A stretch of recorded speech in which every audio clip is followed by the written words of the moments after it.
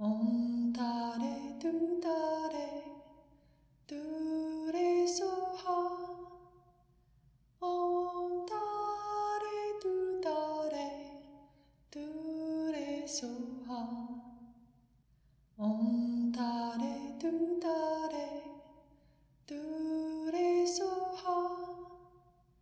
Om Tare Du Tare. Well, joy to begin with all of you in this evening here. As you may have noticed, I'm on the road. I'm in Elgin, Texas. Looks like I'm somewhere else, like in northern India at Dongo Gyatso. That's stupa behind me is Jetsuma Tenzin Palmo's nunnery there. But I thought it's a nicer background than the hotel room I'm in. A little more suitable for the occasion. Well, let's go ahead and get to the text. So last week, I think we had a pretty good talk about true suffering. So we got into these 4 truths. We got into the truth of suffering, cause of suffering. Today we are into true cessations. I think we had a very powerful conversation around our attachment, actual attachment to the cause of our suffering. And the weird thing about that is, well, we're seeking happiness. And trying to be happy, we get attached to the cause of our suffering. So very, very, I think, wonderful conversation last week. And now we're getting to true cessations. We'll see where this goes. There's a bit to cover here. But we'll just get into the text and we'll unpack as best we can. True cessations are the exhaustion of true dukkha and true origins. So true suffering and origins of suffering. And again, we use the word suffering. It's not the best word. Dukkha is really covering a much broader spectrum, as we've talked about a few times. But in case you're new, that's the reference point of this limited, conditioned way of existing in samsara and dukkha and the origins of it. From the prasangika viewpoint, these cessations are the emptiness of an Arya's mind, specifically the purified aspect of ultimate nature of a mind that has abandoned some portion of obscurations through the force of a true path. So the emptiness of our minds, if we were to realize, for example, the emptiness of our minds, we'd be an Arya. So it's not just like it's another Arya's emptiness, but rather as we purify our own minds, all this changes. So the true path then is a path that leads to that. And the true cessation is that we no longer have these obscurations. Our mind is purified. And the emptiness, again, is not nothingness. It's empty of all these obscurations in a sense, but it's much bigger than that. It's the ultimate nature of our experience. So we're going to get into that a bit here.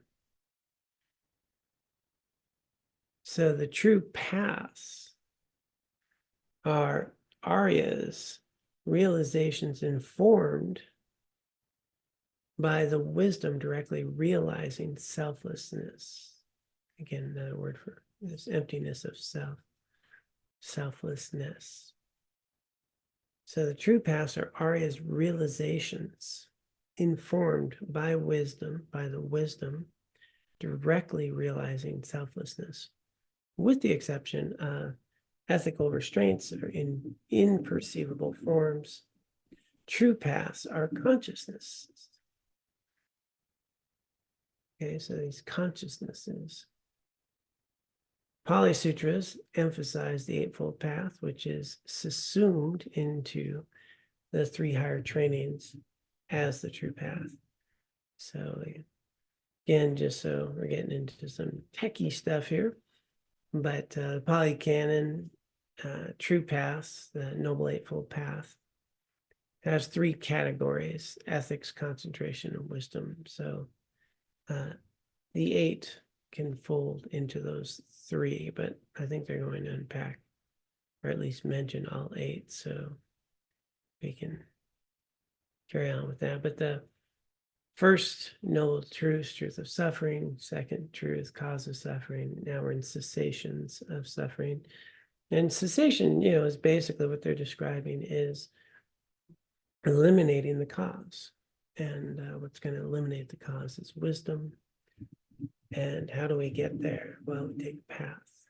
And so the Noble Eightfold Path, from Tibetans often use just the 3 higher trainings: ethics, concentration, and wisdom. Okay, let's get back into that. So there we go.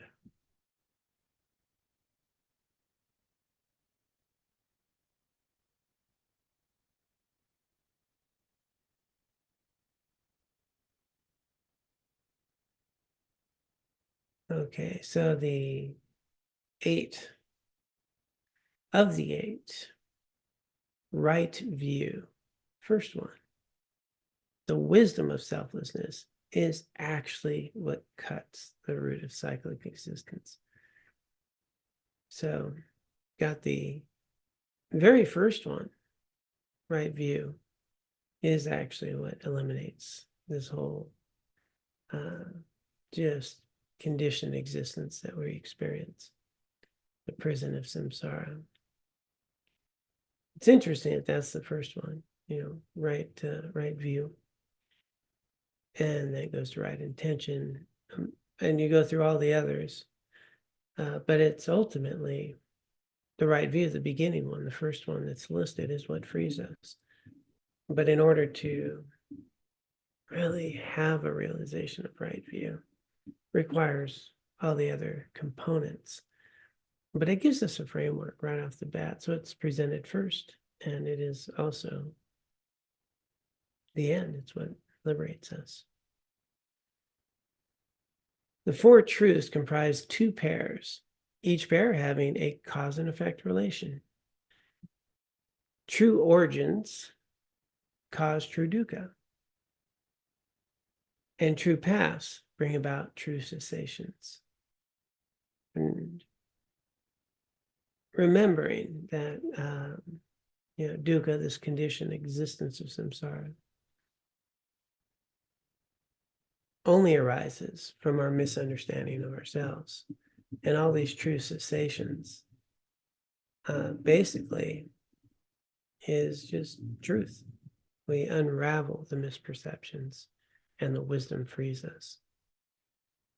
So true paths bring about true cessations.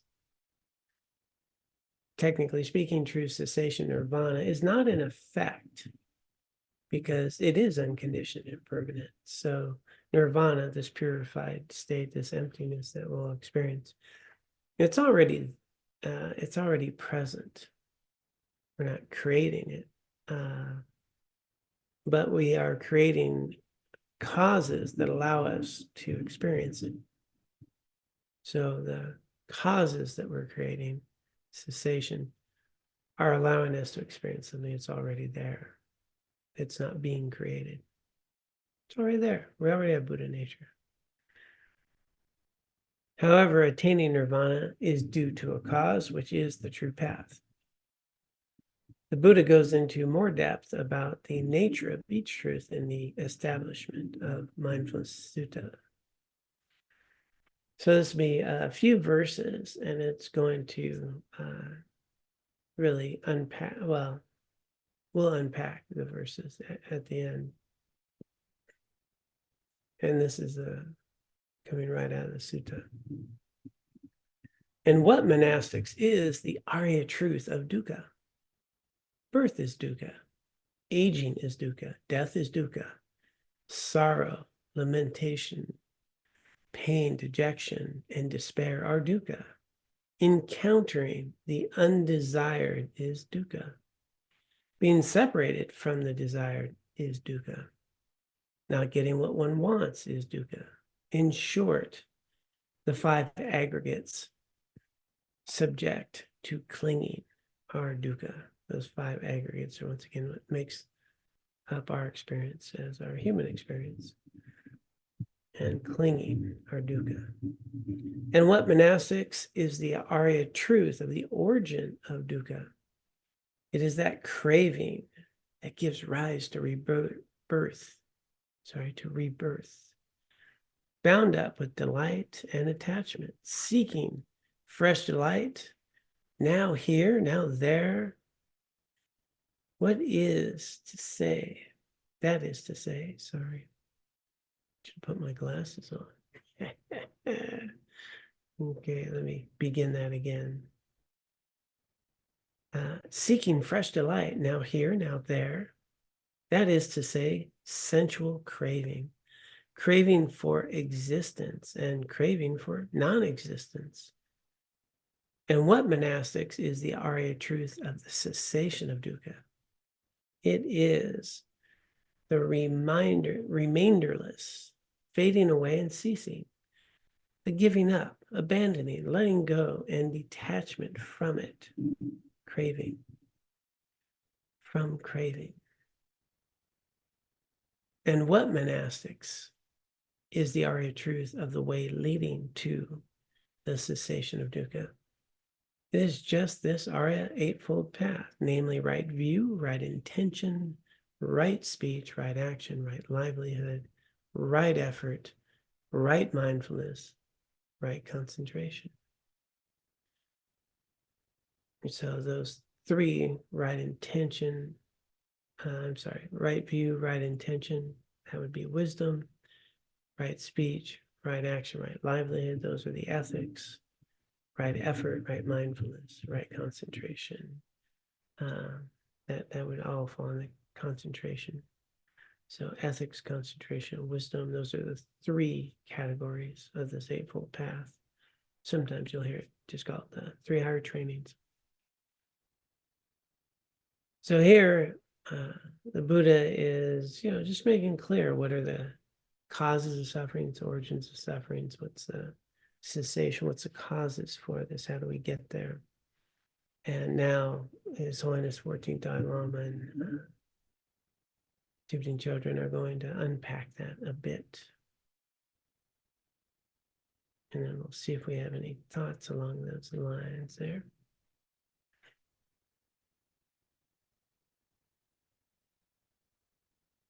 Okay. To look more closely at the Buddha's description of true dukkha, we're already aware of the suffering involved in birth, sickness, aging, and death. Okay, so we've covered that quite a bit. Now I threw in a few others. Sorrow. Sorrow is our response to misfortune and disagreeable situations. When sorrow intensifies so that it becomes unbearable, we cry out or weep. Lamentation. Yeah. So that's what I'm saying. That is lamenting, right? Pain refers to physical pain of whatever sort. Dejection is a mental pain, unhappiness and depression.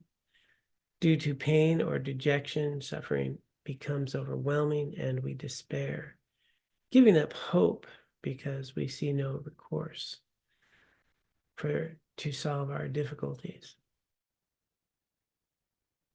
So this is all the experiences of conditioned existence of this human experience we're having.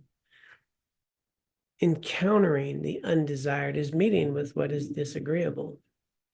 I think we all can relate to that. However much we try to avoid difficulties, they keep coming in one form or another. We encounter relationship and financial problems, as well as prejudice, injustice, climate change.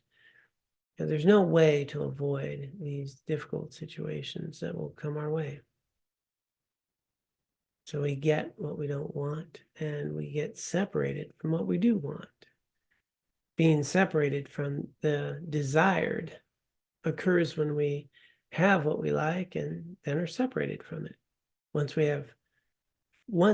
we have friends, relatives, a job and income, a good reputation and so forth, we don't want to lose them. Right? This is what we want. Although we cling to these, it's impossible to hold on to them forever because they are transient by their very nature. The greater our attachment, the more painful our eventual separation from them will be. For this reason, the Buddha said that worldly things are unsatisfactory and lack the ability to bring lasting happiness. How you guys feeling? Pretty fun so far, right?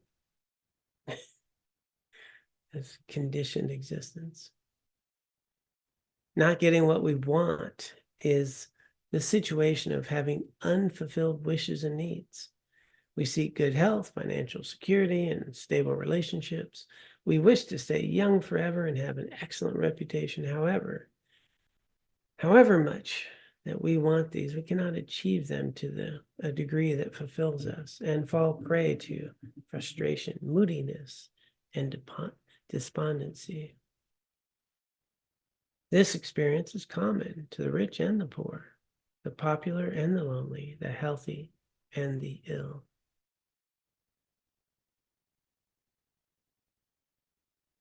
The above circumstances are fairly easy to discern in our lives. In them, we find three types of dukkha. There are evident pain, the dukkha of pain, suffering of suffering, it's often called, and the unsatisfactory situation of not being able to hold on to the pleasant. The dukkha of change, often gets taught as the suffering of change. These are what are often taught as the three types of suffering. And the third one, the basis upon which these arise, is the body and mind, the five aggregates subject to clinging. Because we have these five aggregates, all other unsatisfactory situations arise. And remember, these aggregates are contaminated. That's the issue here. And they arise, based upon the karma and kleshas, the karma and afflictions. And it's just pervading every aspect of our experience. So because we have these all other unsatisfactory situations arise, this is the pervasive dukkha of conditionality, which is intrinsic to the five aggregates that are clung to with ignorance. So grasping onto the self in a way we don't exist, the kind of thinking that individual entity of ourselves, which causes all the problems. The five aggregates are now. I'm going to pause for a moment. So I take a little break because we're really going to tap into a way of understanding our selflessness. We so easily, see ourselves as the same person we were yesterday. We can describe ourselves by our qualities about ourselves. We can, talk even about our bodies. Mine is not what it used to be, by the way. And these things change moment to moment. That's what's going to be illustrated here. But what's going to be illustrated, I think, is a real novel way to start to see how we misperceive ourselves, and a process to start understanding a little more accurately. Just understand that we're always arising moment to moment, that there is no independent self that we're dragging around day to day.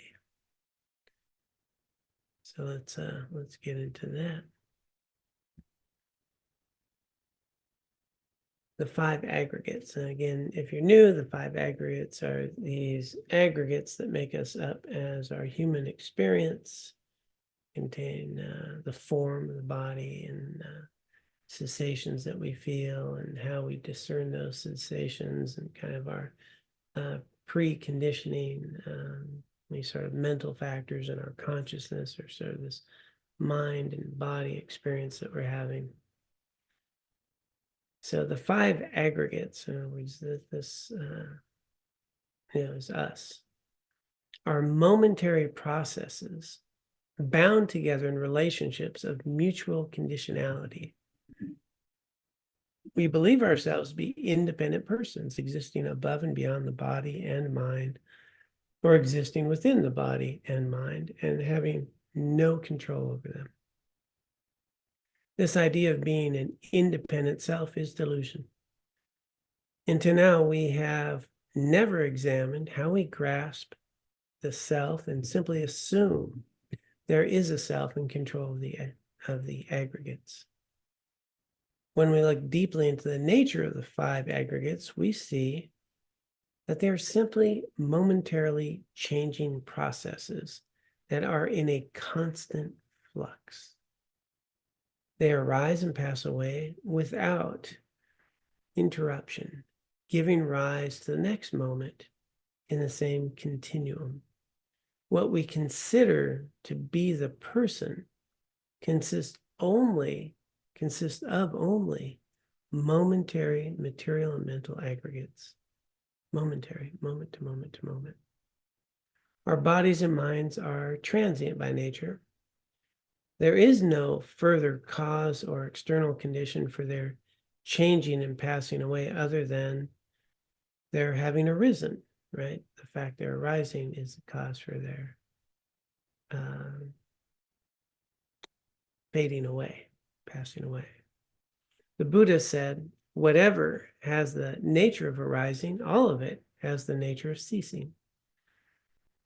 This is subtle impermanence, and to realize it clearly through direct experience requires great mindfulness and concentration.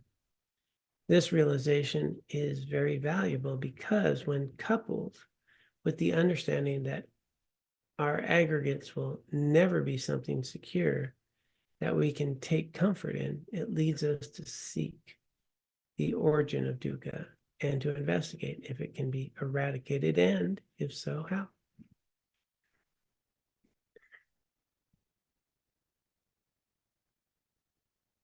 All right. Everybody clear on that? Got this nailed?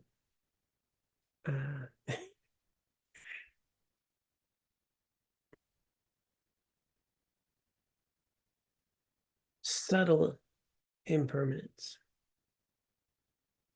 We're very clear when someone dies. Matter of fact, I just discovered today that someone I knew, had passed away. And, it's a little surprise to me. I did not know. And it's very clear, right? Impermanence, someone dies. This subtle impermanence is very difficult to grasp because we're, the person we were yesterday is not who we are today. It's died. And every day that we're alive, we're moving moment to moment. We are arising and ceasing. And so much more subtle. I mean, we can easily look back at a picture of ourselves 20 years ago and see it, right? We can take a look at the picture we were 20 years ago. We can see who we are now. We can see this has happened. But that's not how it feels. It's not how we feel day to day. It feels like there's something solid. It's the same John that was here yesterday. It's John today and tomorrow. And so to really grasp more directly, to have some understanding of this moment to moment arising and ceasing is going to require, great mindfulness. But first and foremost, it's going to require some awareness and, recognition that we are in a constant state of flux, that we are constantly arising and arising and arising and arising and ceasing, arising, ceasing, arising, and moment to moment basis, that these are processes. They're ongoing all the time. And that there is no, solid, independent self that we really identify with. And the more we identify with that, the more we have all the suffering. The more that we recognize that we're arising independence upon all these other things, and that there's causes for this. And as we unravel that, then we won't be so identified with these five aggregates, this body, this sense of self. and it unravels, and we're free, right? Free. So, Can I ask a but question? Yeah, please. So I struggle with this idea that you're supposed to know yourself, but you're also supposed to acknowledge, or the goal is to know yourself, and the goal is to not hold on to anything, and you're always moving and evolving and changing. And then how does that apply to values? I value compassion, I value generosity. Wouldn't you want to hold on to those and, have that as a part of the self? Because wouldn't it apply to the positive things as well? Yeah, good point. And so there's always, what we call sort of two truths. We call conventional ultimate truth. Right now, I may know all this stuff intellectually, but I'm very stuck in a conditioned body, and I can use this body and this life to unravel this grasping. And so that's where we have these skillful methods such as compassion, loving kindness, and wisdom to get us there. The thing about compassion is not something we need to hold on to, though. The afflictions and obscurations like anger, frustration, resentments, things of that nature, jealousy and despair, those are contaminated afflictive states. When we get right down to it, compassion is already there with us. Bodhicitta is already there. It's not something you need to hang on to. It's something we need to recognize. So we don't need to hang on to that. Now, unfortunately, because we're in conditions, limited experiences, sometimes we kind of have to kind of artificially develop our compassion and bring it to mind more often, see it more often, initiate feelings of compassion more. But this fact, when you really get into Dzogchen practice, even for example, you don't need to do any of that. As you wake up, ultimately, bodhicitta naturally arises. Bodhicitta, great compassion, it's already there. And so that's not something we need to hang on to. It's actually part of our nature. And but in a conventional experience of our body, the way we're living, the way we experience the world, it's valuable to cultivate these qualities. So if we're arising moment to moment to moment, but we're in a continuum, and we're arising moment to moment to moment based on the causes and conditions. And so are we creating the causes of awakening in this path and freedom? Well, those are going to be the seeds of loving kindness, of understanding, of compassion. And so we water and nurture those. And then ultimately, though, in this conditioned existence, it's important to have a healthy sense of self to even begin to eliminate the self that we misperceiving.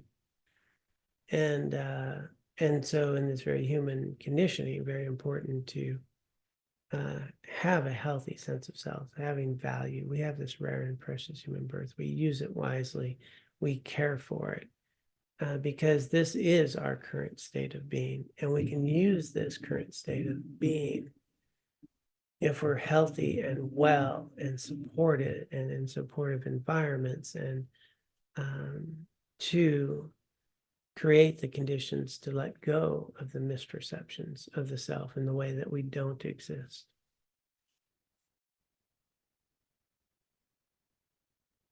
Is Thank that you, helping? John. That helps. No? Yes, thank you. That helps. Okay.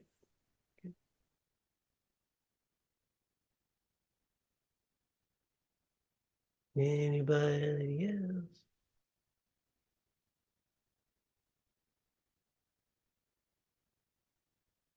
Yeah, I think he's going to expand upon this just a bit more. So let's pop up on that.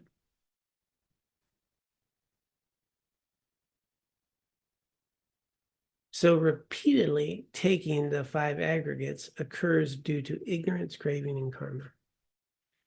Okay, so the opposites of those, just getting back to what we just talked about, is wisdom, loving kindness, and compassion, really. sort of. Not the karma part, the ignorance and the craving. Karma is still present, and we actually can have good karma, but ignorance, craving, and karma. So the previous karma is helping produce our experience, the misperception of ourselves, which gives rise to attachment and aversion, right? These go into craving. Remember, craving is aversion's craving, right? I'm craving to not have that. Okay. And the other attachment, I'm craving to have this. And the karma that has already, we've been created is part of our conditioned existence now. But we can also engage in virtuous karmic imprints, which will help us create the conditions to let go of the craving, which also ultimately gets us to the ignorance. But of all three, it's always the ignorance. That's the piece, right? We stop misperceiving all of this. We're free. We have to do it for a sustained period of time. It's not a momentary thing. It's having those moments and learning how to really just let that wisdom permeate us over and over and over, washing away all misperception. So, but because we do have this misperception, and then we have craving and our karma, we keep taking, this form. Not only are our present aggregates the product of past ignorance, craving, and karma, but they also become the basis in this life for the arising of more ignorance, craving, and karma, which lead to another set of 5 aggregates subject to clinging in the future, which are under the control of ignorance, craving, and karma. So this is the mechanism. And it's nice. Once you understand that mechanism, you can undo it. Oops, did not mean to push that button. Let's get back here. Okay. In pointing to craving as the prime example of the origin of dukkha, in the above passage, the Buddha was not disregarding the role of ignorance, other afflictions, and karma. Ignorance obscures the mind from knowing things as they are, and within that unclarity, craving is an active force that creates dukkha. So I think we talked about a great deal. It's not desire, it's the unwise desire, right? The misperceiving desire, that craving.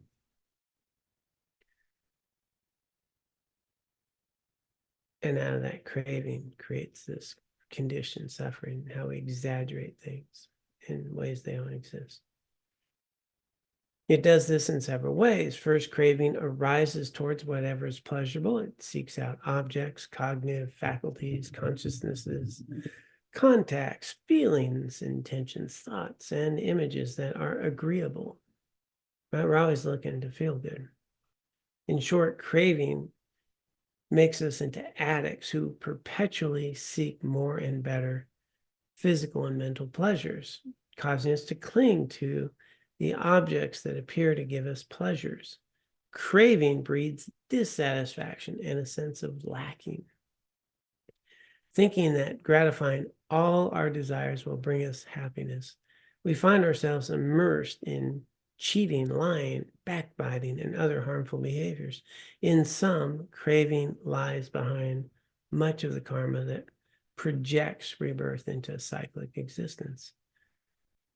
In addition to motivating many of the destructive actions we engage in during our lives, craving arises forcefully at the time of death, ripening the karmic seeds that project the next rebirth. As death approaches, craving seeks to preserve our sense of being an independent person. We do not want to separate from the body and mind of this life that are the basis for fabricating an independent self. However, during the death process, the body's ability to act as the support for consciousness ebbs. Craving gives rise to clinging, which propels the mind to seek rebirth in another body. According to the karmic seeds fertilized by craving and clinging, the mind connects to another body at the moment of rebirth. For a human rebirth, this is the moment of conception. When consciousness joins the fertilized egg, all 5 aggregates of the next rebirth come into existence. Together, the fertilized egg is the body, and along with consciousness become feeling, discrimination, miscellaneous factors, thus forming the basis of the new person, of the new life. So those are the 5 aggregates, right? The body, the consciousness, that's 2, feeling, discrimination, and miscellaneous factors. Those are 3, feeling, discrimination. Miscellaneous factors are, they call them mental factors and stuff, but a lot of that is your karmic imprints, basically, that have come with you, so your conditioning. And so those are the 5 aggregates: form, body, consciousness, feeling, discrimination, and these miscellaneous factors.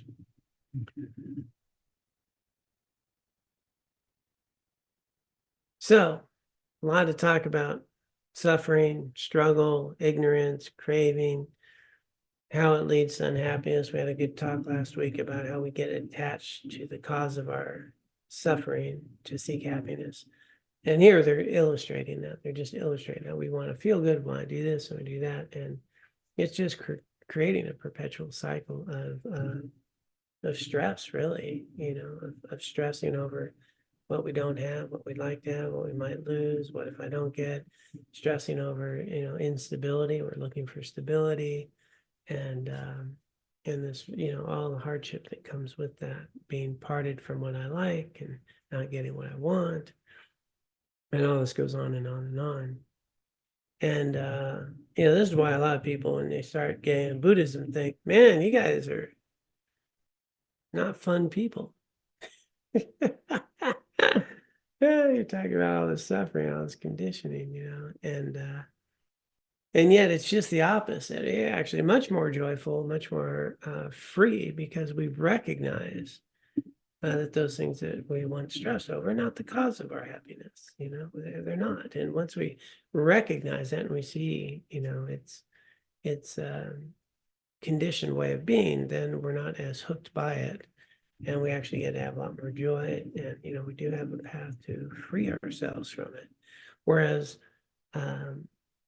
if I don't do that, if I just keep this wheel going, and there's some true suffering there. So actually, generally, we're a lot happier bunch, a lot more free, a lot more joyful, because we just understand how this works. So we're not as caught up in it as we once were. And having said that, let's see if he starts saying some good stuff here that we can feel good about. Oh yeah, cessation. So the true cessation of dukkha is really the relinquishment of the afflictive obscurations, especially craving. So really letting go of those exaggerations, letting go of that craving, letting go of that grasping, which doesn't mean you don't enjoy things. It means you can enjoy them without the attachment. It's a much greater way to enjoy what is arising in that moment for you. In our daily lives, we may experience facsimiles of cessation. For example, the peace and relief we feel when we let go of having our way or insisting on being right and having the last word in an argument, right? There's a little relief. We can just let go of that. While the final true cessation is nirvana, Aryas attain several partial cessations while on the path, each time they abandon a certain portion of afflictions and their seeds. So, we can taste this a little bit, is I guess what's being said here is in our daily lives, we have opportunities to let go of some of our attachments and have some freedom. And so these sort of facsimiles that they're pointing out, as we have these greater realizations, those things don't even, seek to attach to us anymore. We're just not that interested. Why would we be? But we can recognize as we've let go of certain attachments, we had more freedoms, we feel better, right? So we can have these minor realizations, but they're going to lead to the major realizations on this path that are much more permanent.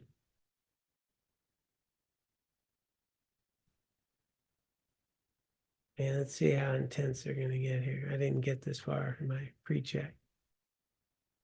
Okay, yeah, that's a whole teaching coming up. So I think I'm not going to go further in the text. They're going to talk to these processes of cessation, of letting go, and some greater processes for realization, which enable that. So the reason this is so valuable, as I was mentioning, is once we understand how we continually create our own suffering, what those mechanisms are, well, now we have a chance to stop engaging with them in that way and be able to engage in our lives in ways that are conducive and producing causes for this path of understanding, this path of realization. And I think everyone here has had a taste of that, right? As we've engaged in these processes and teachings and understandings and around interdependence, around loving kindness, compassion, we start recognizing how the more self-centered I am, the more suffering there is. And the more I understand I only arise in dependence upon all of you and all these conditions, and that I'm arising moment to moment, the less I'm going to suffer. I'm a part of something. I'm connected to all of you, and I exist as a sense of self in this way of just constantly rising, and my moods can change, my attitudes can change, this body changes, obviously. But it is not independent. And so I'm not going to be grasping as much. And if I recognize that all of you and all of my experiences are actually the path of awakening, you are all offering me all the time opportunities to cultivate loving kindness, compassion, and wisdom, right? Freedom. How I interact with you, how I perceive you, how I engage with you, are all providing me an opportunity of liberation. That's a lot less suffering, right? A lot less suffering right there, a lot less attachment, unless you get too attached to the others being your cause of suffering. And then you get all worked up onto the whole path in a way that's not very healthy. But if I understand that, all of my experiences, being here in a hotel room in Elgin, Texas, speaking with all of you, that literally all of you are creating right now all these incredible karma for me, specifically. And we're doing it for all of us collectively, but just from my own side, incredible amount of virtue to bring the Dharma, to share the Dharma, to connect with you, and to be doing this on a Wednesday evening. My mind could be doing a lot of other things tonight, which would not be nearly as beneficial, and can be very self-centered.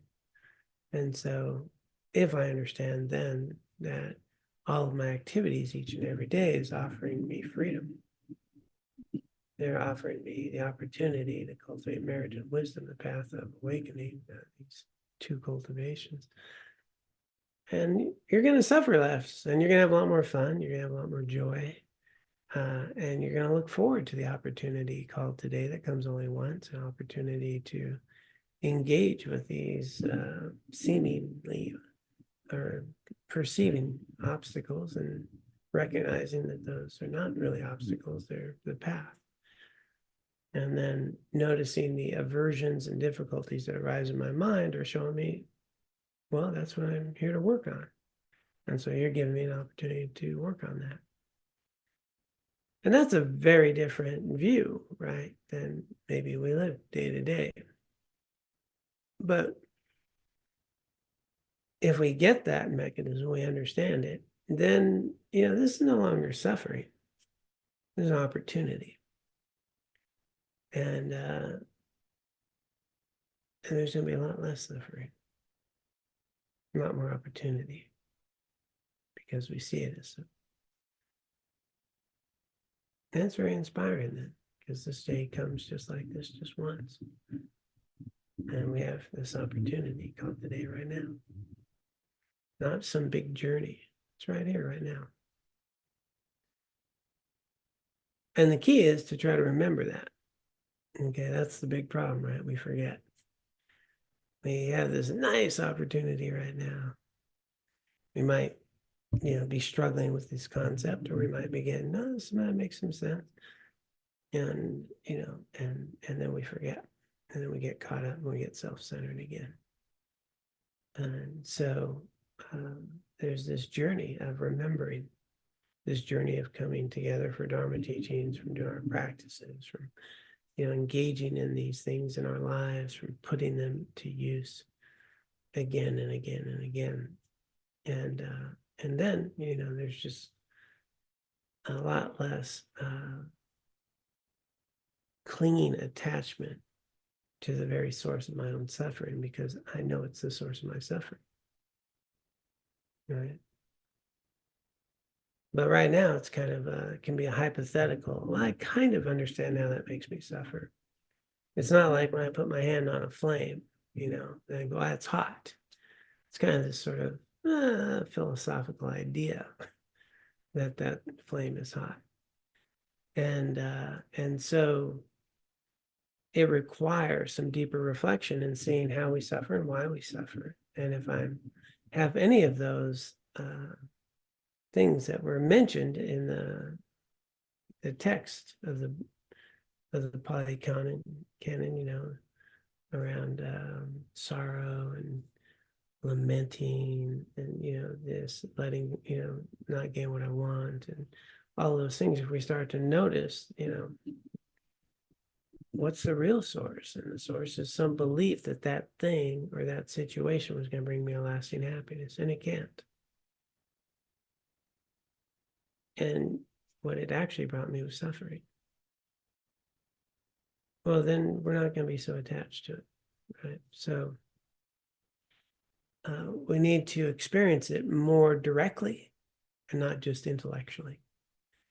We need to look at it more deeply, understand the visceral experience in our bodies, and see that body arise based on something that isn't true, and seeing how we suffer with that, and being able to let it go and see how we feel whole again. And then we start having a much more visceral experience instead of, just the intellectual one.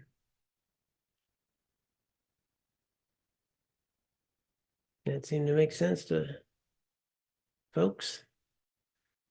Keep in mind, I can only see a few of you up here. So somebody nod their head like it makes sense. All right, good. I got Kurt's head gone. I got some thumbs up over here in Now Center and Carbondale as well. All right. Yeah, it's a little funny when we're doing this here and I don't have people in front of me. I've got just a pin screen and I've got just a few at the top. All right, so any thoughts, curiosities, questions before we dedicate revelations or dad jokes? Any of those are acceptable at this point?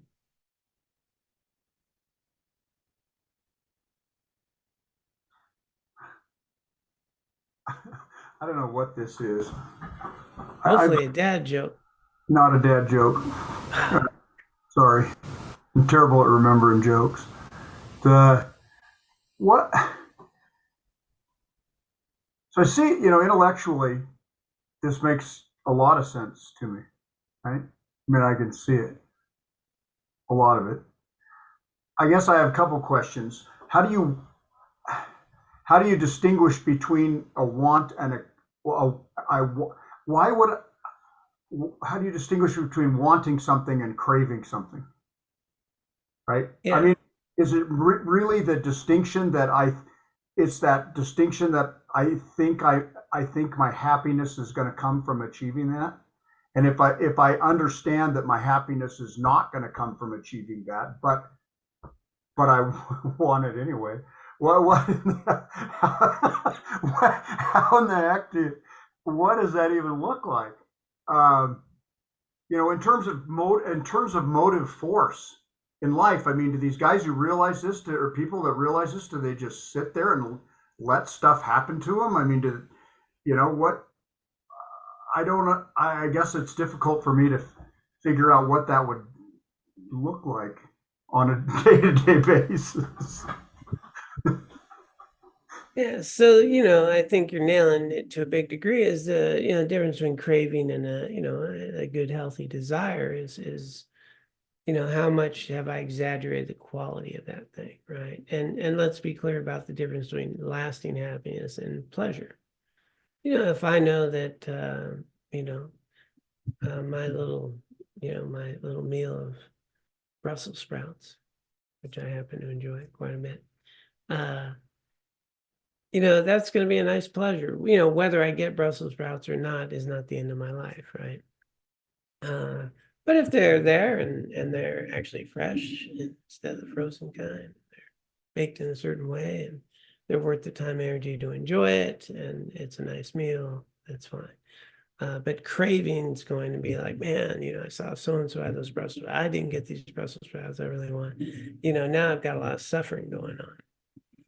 And, the motivations are going to be to that degree to which I can appreciate that even the little pleasurable feeling that I get from, I'm using Brussels sprout this moment, it could be anything, a beach in Kauai or wherever, the sensation of pleasure is just the sensation of pleasure.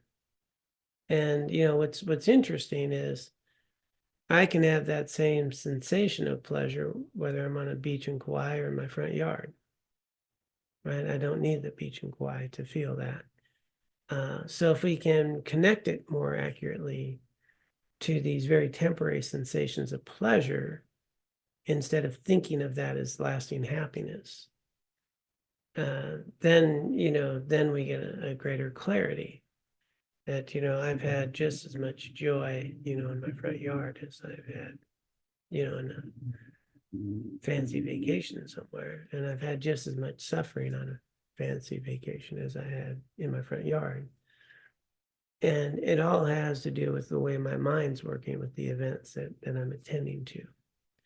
But those are little sensations, pleasure, pain, and they're temporary, and they're in the body, and they're these sensations we're experiencing.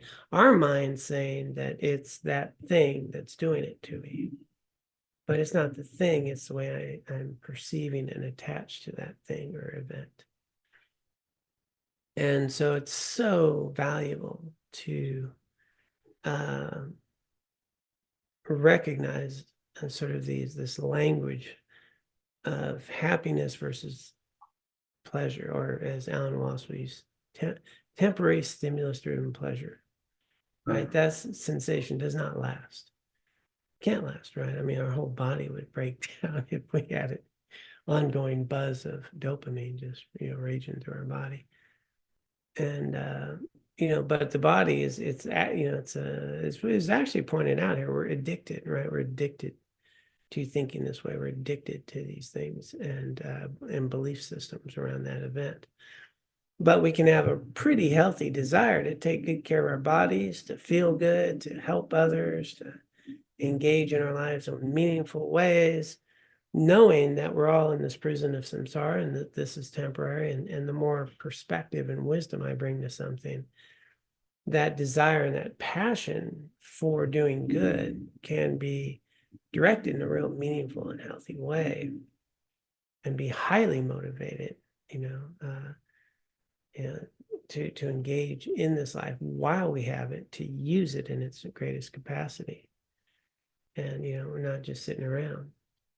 And even those, if you're thinking about like, we have a friend, I think who's wrapping up a 3-year meditation retreat. I think coming out pretty quick. They're doing a lot of sitting and a lot of silence, but they're doing something actively, right? They're actively engaged in a retreat to transform their heart and mind, to wake up. And so there has to be a huge amount of motivation to be left alone with your own mind, for years. I mean, that takes perseverance beyond, just the day-to-day stuff. So it's not just, sitting around. There's a great deal of motivation, especially in a retreat like that. It takes a lot of perseverance. So the motivation to achieve enlightenment is a motive force, right? That keeps me going, right? That gives me a way to judge. I don't know. I can't even use language in Buddhism, but that gives me a way to discern whether my actions are healthy or unhealthy, skillful or unskillful. And no, that could be a trap, because my motivation to become awakened could be just an attachment that keeps me. As long as that motivation to achieve enlightenment is for the benefit of of alleviating suffering in other sentient beings. Is that where that comes in? Could be. Again, everything's funny with us humans. Because what wants to be enlightened? The ego. And the ego wants to be enlightened. Well, the ego's the problem, right? And my ego just wants to sit and eat hamburgers on the couch. I mean, my ego is right. Ego can want to do all these things, and so it's in other words, I guess one could also be too attached to achieving enlightenment that it becomes an inhibitor, right? It just becomes. I see that, right? But in general, yes, the desire to use this life in ways that eliminate suffering for yourself and others can be a really high motivation that's really clearly directed. And so I just use loving kindness and compassion and wisdom as my gauge. Is this so if it's compassion, it means I engage in something that is reducing suffering in my life or others. Well, that's good. Loving kindness, am I doing things that increase the quality of life for myself and others? And so overeating, for example, it's a compassionate thing to not overeat, right? It's also a loving kind thing not to overeat, because you'll be healthier. It's also a compassionate thing because they'll reduce suffering later, right? And so those are good motivations. So my as I've talked, I think, a few times, right view as presented in the Pali Canon is really going to be based around renunciation, which would be more wisdom, loving kindness, or compassion. So if those, not right view, right intention, correction, right intention. I want to make sure we're giving a Buddhist teaching, we're saying the right things here, the correct things. So right intention. So intention, motivation, right? Our intention. The more we can be motivated by renunciation / wisdom, loving kindness, and compassion, we're good. Thank you. That helped a lot, actually. Thank you. The other option is to be motivated by self-attachment or self-grasping, attachment, and aversion. Not so good. Yeah. Those are the three poisons. Okay. How we holding up?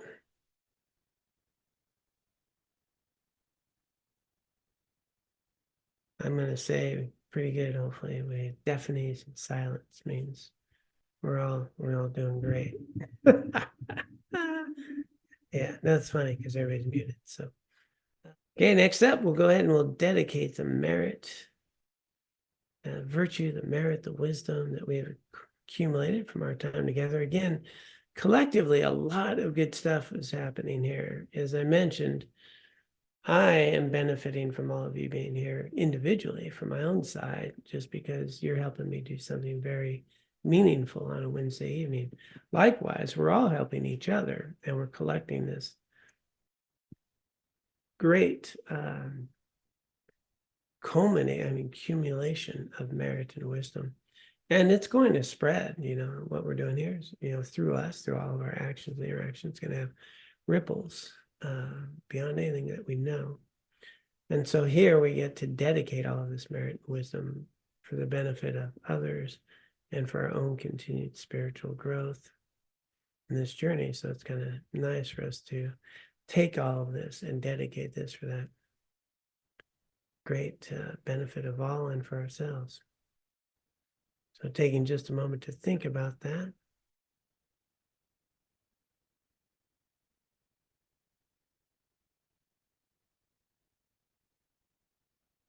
Let us dedicate. By this merit, may I soon attain the enlightened state of Guru Buddha, that I may be able to liberate all sentient beings from their sufferings. May the precious Bodhi mind, not yet born, arise and grow. May that born have no decline, but increase forevermore.